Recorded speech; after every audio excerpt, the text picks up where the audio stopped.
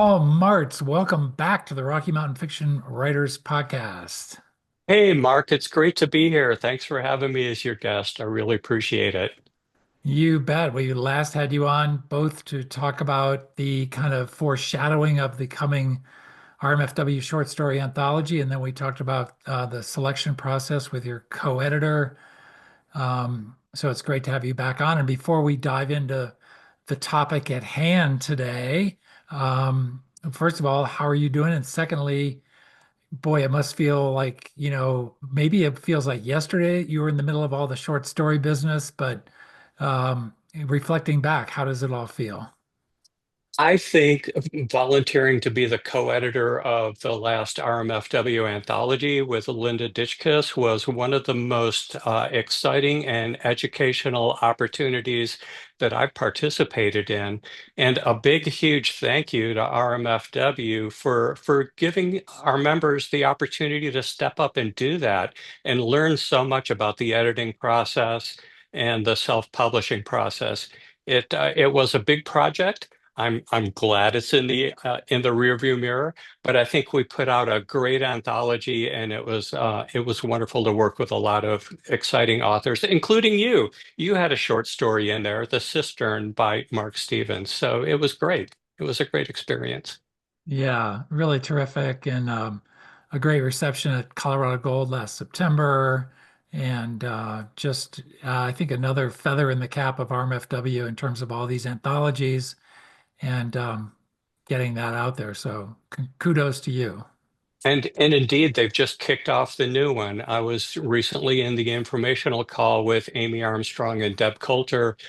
They're doing True Stories is the theme for the next anthology, and I've already got a story in the work, and I hope you do too.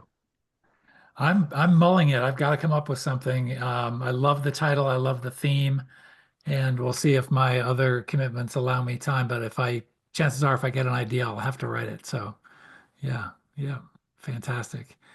Well, we want to get to the topic at hand, and I think kind of circuitously, just thinking back on those podcast episodes and the topic today, um, I was somewhere in the middle of editing or communicating with you about those podcasts, and you casually dropped me an email and you said, Mark, do you know that I'm blind? And I said, no, Paul, I did not know that you're blind because you just carried it. I mean, I don't know what my indication would be, but there was not anything I'd even considered. And I think it had to do with just sort of how we were producing those episodes. But so that sparked a conversation, and quite a while ago, and at long last, we're going to talk about, Exactly. from your experience being a blind writer. But before we get into that, can you give us your own background? Tell us a little bit about yourself, where you're from, where were you raised, and all that good stuff. I was raised in a working class Flint, Michigan, believe it or not. And and then I worked as a computer programmer for 30 years.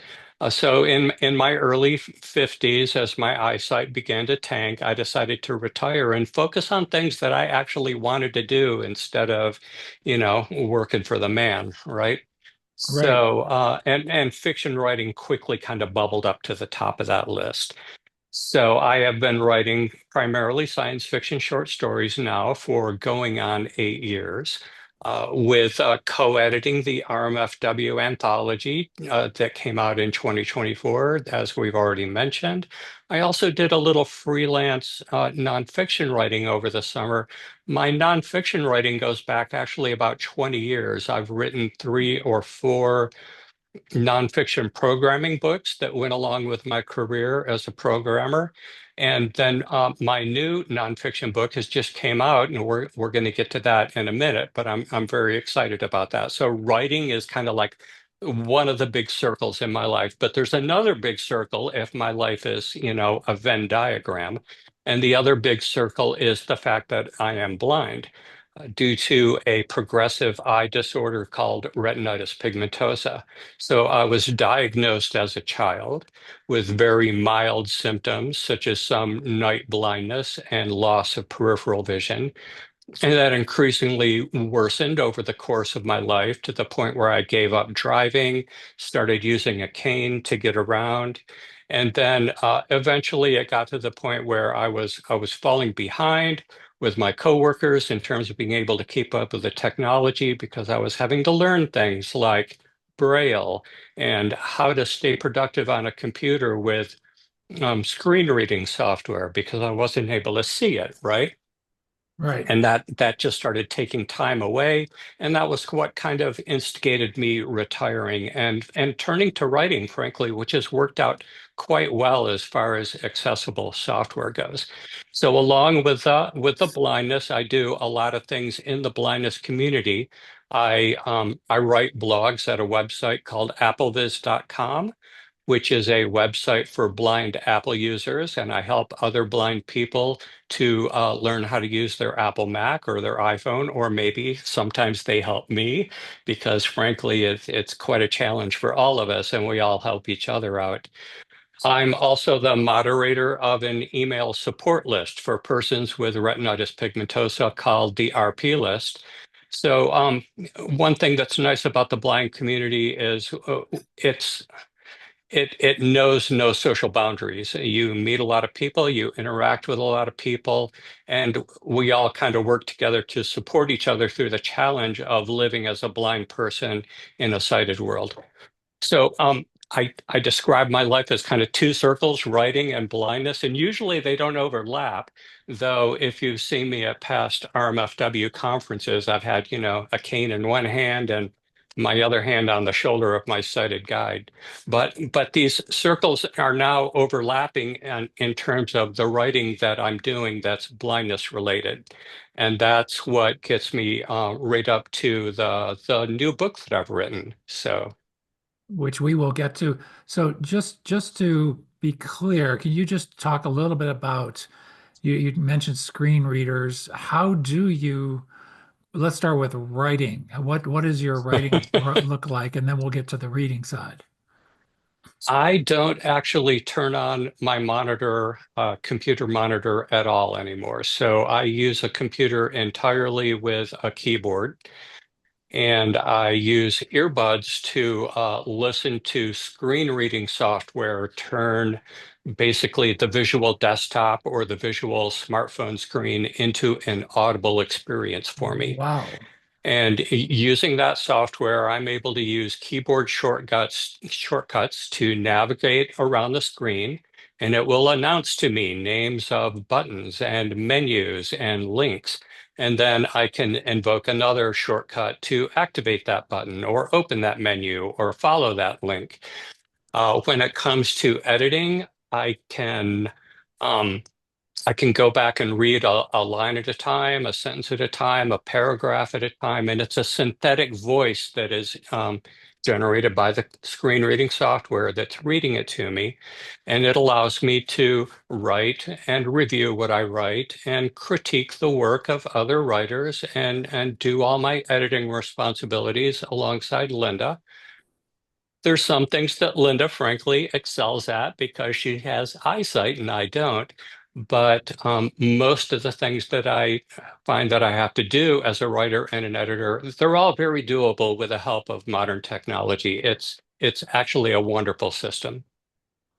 Wow. And so raw composing of a short story, a science fiction short story, does that look the same? You're on a keyboard, you just open a document where you're going to compose the masterpiece alien space story for us. That's exactly how it works. And as I type, I'll think, gosh, there's got to be a better way to reword that sentence. And so I'll just arrow back and I'll listen to how it sounds. And I can go in and edit words and make changes. And if I can get out of edit word and actually start creating content, then I might actually complete the rough draft, right? So I run into the same problems that every other writer does. Stop editing, just write. Yeah. Yeah. Yep. Do you get a choice of the voice that is reading this back? Yeah, they're all pretty lousy, frankly. Yeah, yeah. They are getting better, which is good, but I think technology as a whole is both a boon and a curse. right? It's amazing what we can do today. And at the same time, it's just so incredibly complex. It's got all these quirks and funny things you have to work around.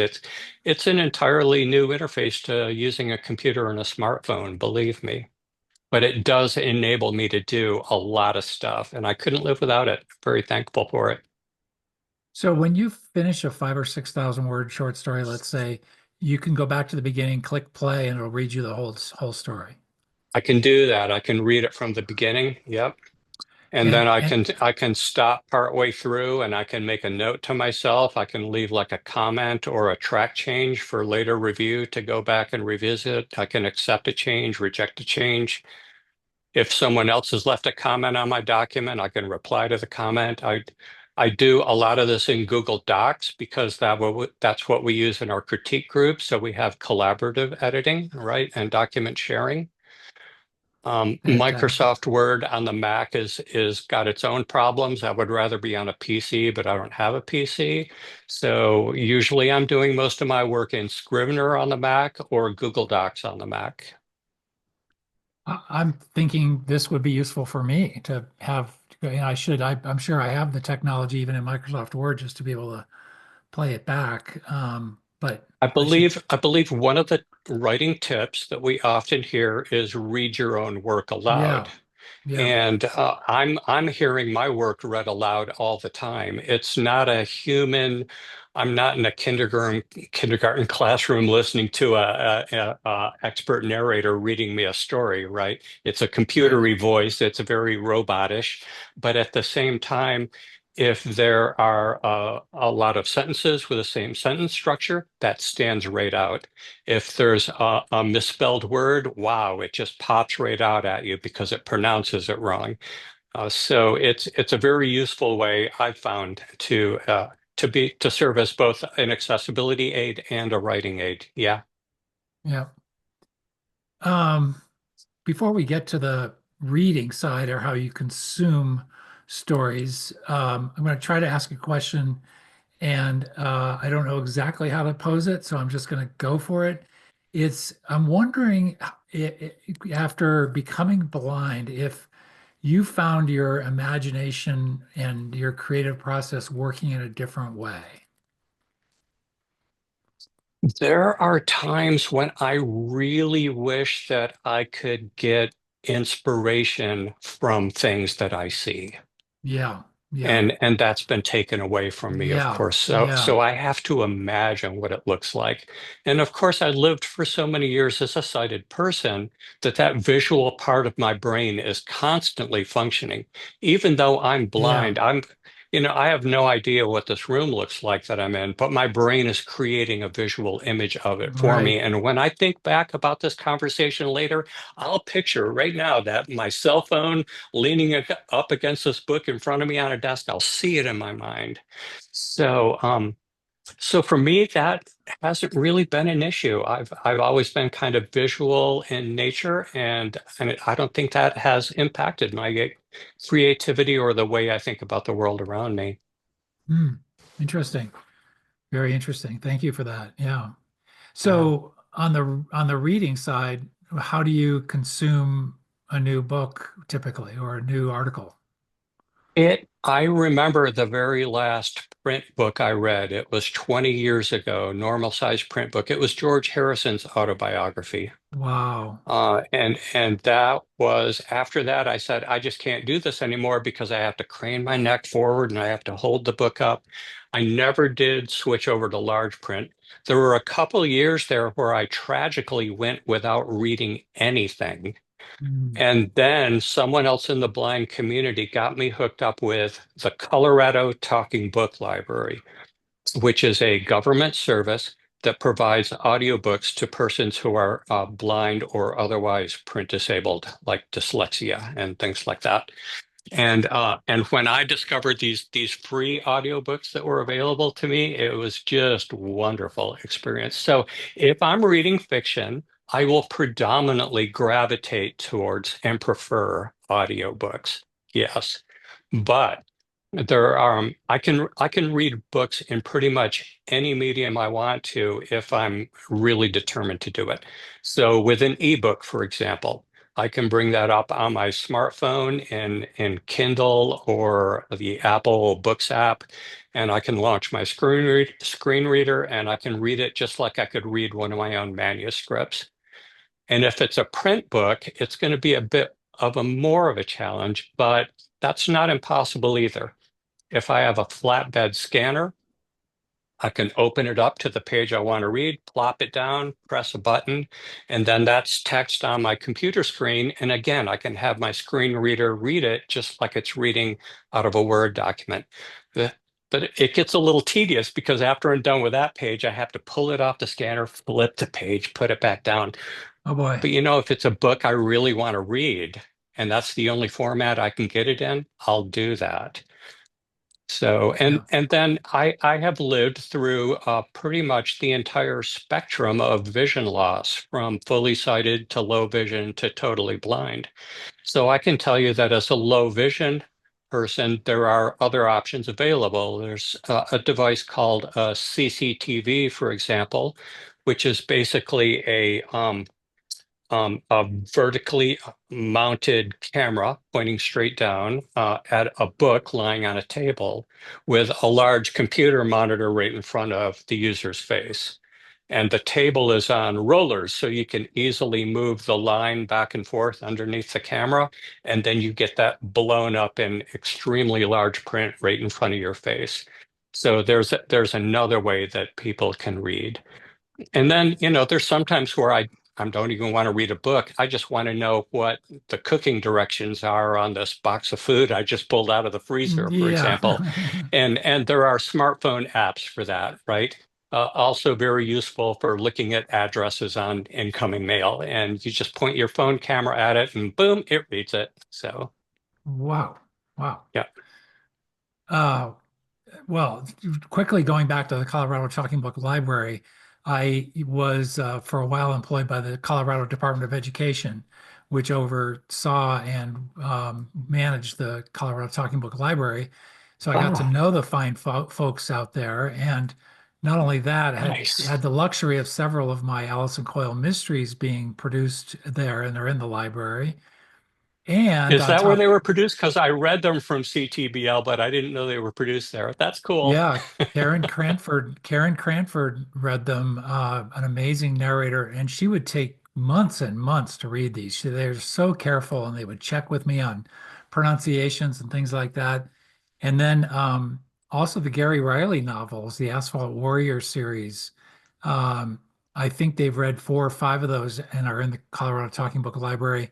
And what a service that Mhm. is to the um, yeah, to your community. And yeah, it's It is just an truly a wonderful service. yeah. Definitely. Yep. And they produce them at a very high level. So it's and I know that I think there are budget woes happening now, which is not a good thing, but True. yeah. Yeah. Mhm. Wow. Very cool. Well, let's get to kind of the big cheese news here about your new upcoming book here. Tell us about what you've been working on. The title of the book is Solve It, the only speed solving guide for blind cubers. And so, yes, your question is going to be, Paul, did you really write a book that teaches blind people how to solve the Rubik's Cube? And my Paul? answer to that is yes, yes, I did. Paul, did you really write a book about how to help blind people solve the Rubik's Cube? I think the market size is about, if I sell 6 copies, it'll be pretty remarkable. Um, Yeah. but yeah, let me tell you about the book, and then let me tell you how it came about. So the book is divided into 3 parts. Part one starts out with introducing someone brand new to the Rubik's Cube. It tells them how to get a Rubik's Cube that has tactile markings on it so they can feel the shapes and solve it by matching the shapes rather than visually matching the colors, right? Gotcha. It tells them Gotcha. how to find a cube like that. And it's actually quite easy. You do a web search for tactile cube and shopping results pop up right at the top, right? So it's pretty easy to find one. And then part one provides a beginner's set of instructions to take you from how to make your first rotation, how to turn that first side, to getting you all the way to a solved cube by the end of part one. But I did a little research with there's a small community of us who are blind and solve the Rubik's Cube. And so in talking with the other people that I know who do this, they said, Paul, you need to go a little further than a beginner's method. So in part two, I introduced the reader to the world of competitive speed solving. They learn how to time their solves. They learn what it's like to attend competition events and how to get registered. And then they learn a second method for solving the cube that's going to dramatically reduce their solve time. And then finally, I conclude the book with a third section. And the third section is, it's got some just for fun methods that will take your standard Rubik's Cube, and after a couple turns, it'll give you checkerboard patterns, right? And fun things like that. And it also teaches you how to completely disassemble, clean, and reassemble your Rubik's Cube. And so that's my book in a nutshell. It also comes with a companion website. And oh, here's the key part about this book. Most every Rubik's Cube book you look at, it's going to be filled with diagrams and images and arrows and all of these visual pedagogical entities that are absolutely of no use at all to a totally blind person. So I wrote this book and designed the web page and to be entirely 100% text only so that it can be read with a screen reader or in Braille. Wow. Now, Wow. now let me tell you how the book came about, right? So I've been Yeah. playing with a Rubik's Cube ever since I was a fully sighted little teenager when this thing Ah, popped, took over pop culture by storm in like 1980 or so, right? And as my eyesight got worse and started to become quite acute, my vision loss, I went out and bought a tactile cube and started to learn how to solve it by touch. And that was pretty neat. And once I kind of accomplished that, I stuck it on a shelf and I forgot about it. And after a couple of years went by, I needed a refresher course on how to do those solves. But my eyesight was so bad that I could no longer see those pictures in guidebooks, and I could no longer watch the instructional videos that are all over the web. So I started to make my own personal notes in text that I could refer to should I ever forget how to solve it again. And after a while, I decided this has to become a book. There might be other blind people out there who are struggling with all of these visual aids for solving the cube, and my notes can be the solution to that. And so that was about 2 years ago was when this started. And I had never speed solved before. So over the course of the past 2 years, I had to learn that speed solving method, and I had to start attending competitions and meeting other local speed cubers and competing side by side with them. So it's opened up this whole new world for me. So now my life has three circles, right? It's the writing, it's the blindness, and it's the speed cubing. wow. Well, I gotta ask, what's your record? Well, my official time is a minute 39, which Whoa. is pretty good for a guy who's both blind and a senior citizen. And I can do it a little bit faster if I'm just sitting around at home with a blanket on my lap, all warm and cozy and quiet, and not out with Right, a judge looking over my shoulder and things like that. Yeah. right. And what is like you go to a competition, what is the record that people are setting around you? I mean, I've The seen videos. Colorado State Go ahead. Go The ahead. Colorado State champion is a guy named Braden Roten, and I was at an event last year where he solved it in 5.6 seconds.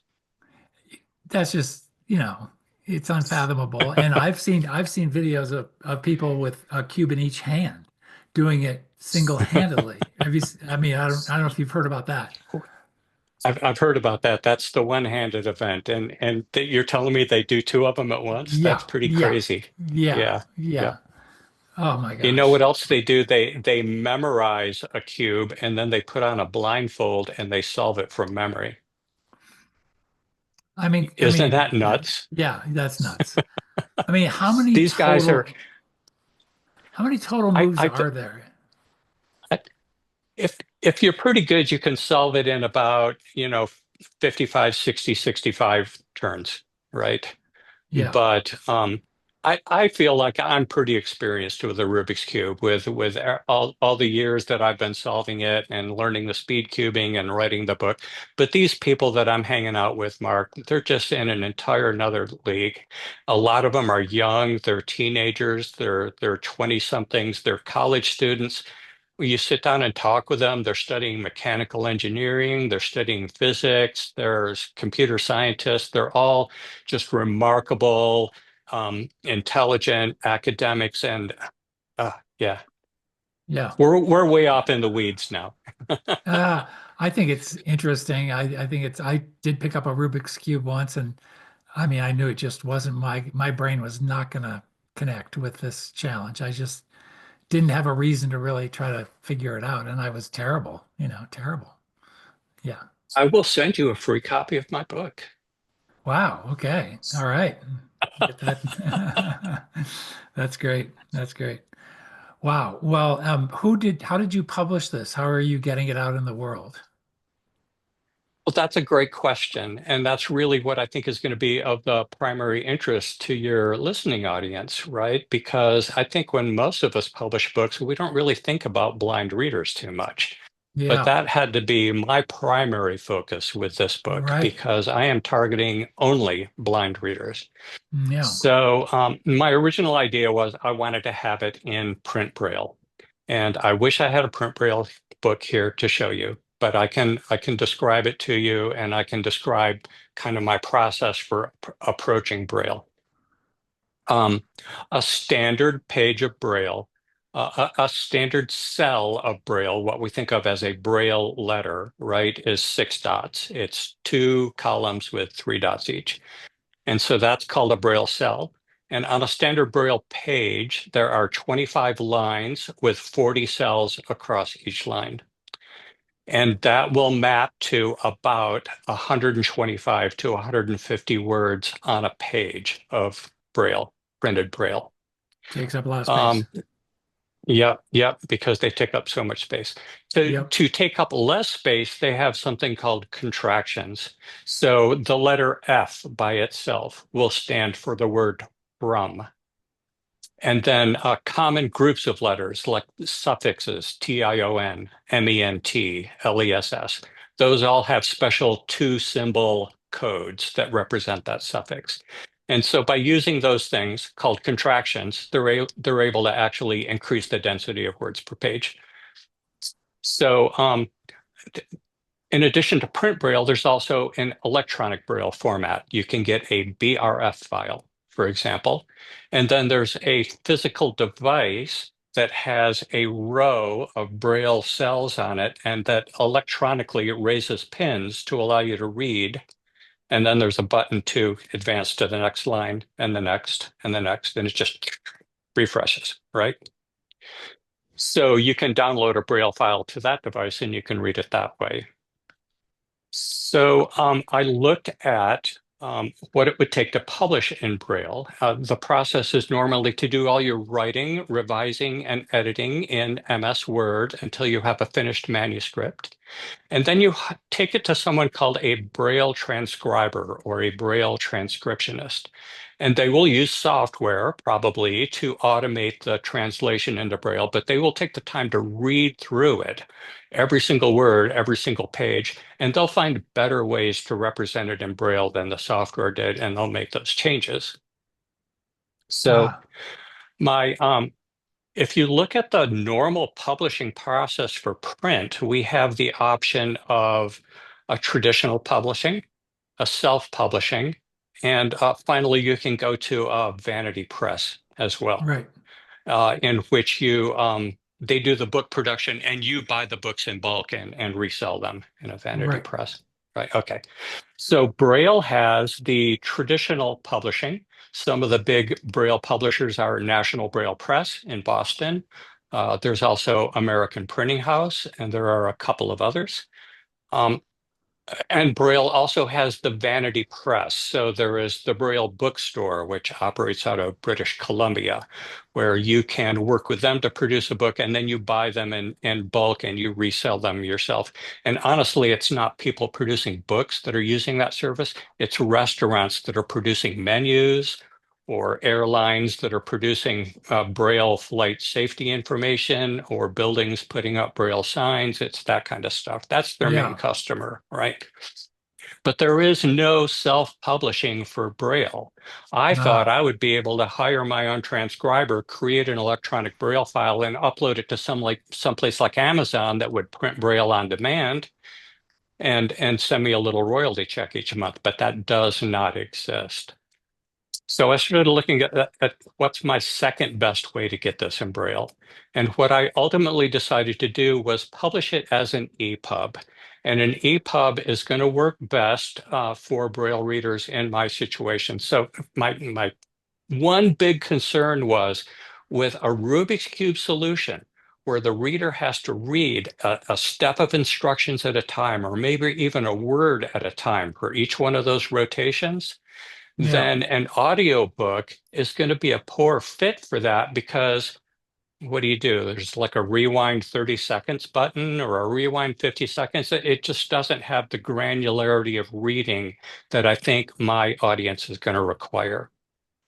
So by publishing as an EPUB, they'll be able to use a screen reader and they'll be able to read a sentence at a time and a word at a time because screen reading software has those keystrokes built into it.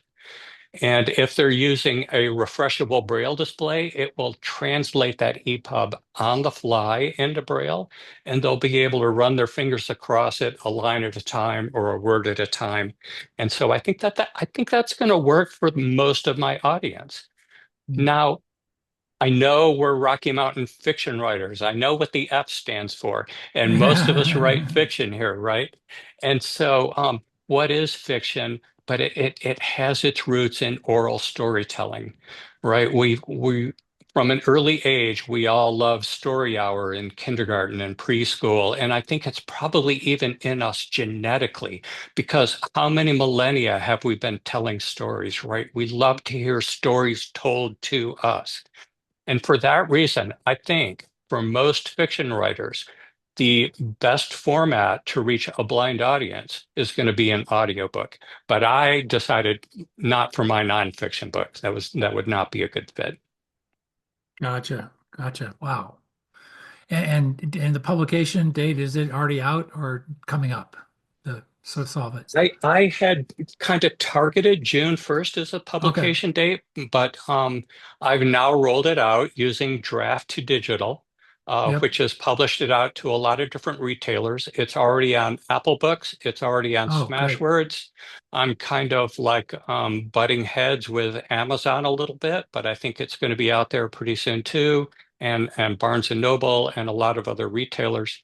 And thank you for asking me about that. So yes, it has rolled out now, and you can find it with a web search. Um, Draft to digital was also a good choice for me because I mentioned sometimes these screen reader software, it works really great when it works, but sometimes it's a little bit of a challenge to use. And some apps work better than others. So if there's a problem with a Kindle app or a problem with the Apple Books app, maybe a blind user has decided for whatever reason that they would prefer to use, say, a reading app like Voice Dream Reader. That's Dream, DREAM, Voice Dream Reader, which is a popular reading app that's used not just by blind people, but by sighted people as well. And you can load an EPUB into that, and it will narrate it to you with a synthetic reading voice. So by going with draft to digital, I made sure that a blind reader has as many options for reading the book as possible. Yeah. Wow. Very good. Wow. Well, just as we kind of begin to wrap up here, based on time, are there just some tips for publishers you think in terms of what they could be doing better to reach, have their stories, their books, whatever it might be, reach a blind audience in a better way? I think the main thing that they need to do is they need to actually think about who their intended audience is and how they will actually read the book and simply be aware of the different tools and mechanisms that are available. So be familiar with CTBL, for example, Colorado Talking Book Library, and Right. know about refreshable Braille displays and how they work, and actually give some thought to how a blind person would read a book. You might even consider getting a blind person to beta read. I know that that's a lot to ask, but let's kind of include that demographic in our potential audience rather than consider that a print book is just the be all and end all of books. And I used to be sighted too. I loved books. I had a huge book collection.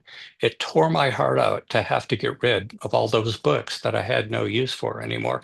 So I know how attached people are to print books, but let's include a blind audience in all of our publishing if we can. Yeah, definitely. Yep. Yep. Good deal, boy. One thing I've encountered recently, just thinking about this, looking at music and how they sell music. If you buy certain music files, they'll give you both the digital download and they'll send you the physical CD or LP in the mail, and they kind of bundle it. Ah. And I think publishers should bundle it and say, if you buy the physical book, why not get an audio file too that you can share with a friend or something? Why is it all so discrete and separate? It's obvious because it's profit, but there should be a little more creative thinking about how those files are. If you buy a book, it should be available in multiple formats. That's what I'm saying. That's a great idea, Mark. Why not just license the book once and make it available to the person with that license in any format Yeah, to kind yeah, of yeah, rephrase what you just said? yeah, Yeah, I like exactly. that Yeah. idea. Well, very So I good. want to, can I plug myself a That's little what we're bit here more? for. This is all self-promotional, shameless self-promotion. That's what we're here for. I hope everybody who's listening is giving a little bit of thought to coming to the RMFW Gold Conference this September. I'm going to be presenting a 1 hour workshop called To the Bat Cave, Publishing for Blind Readers.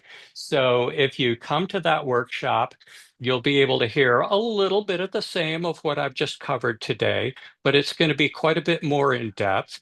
We're going to have some physical Braille books there, refreshable Braille display. I'll have my cell phone there. We're going to try to keep the presentation to about 35 minutes so that there's 10 or 15 minutes at the end for hands-on demonstration and questions where you'll be able to actually come to me with your own questions about publishing for blind readers and what kind of concerns blind readers might have about the book that you're considering publishing. So I want to be that resource to the RMFW community. And don't be afraid to reach out to me if you want to publish for blind readers, or if maybe you, as a writer, maybe you're experiencing vision loss yourself. Talk to me about how to remain productive and how to keep writing after you've lost your eyesight. I would be happy to do that.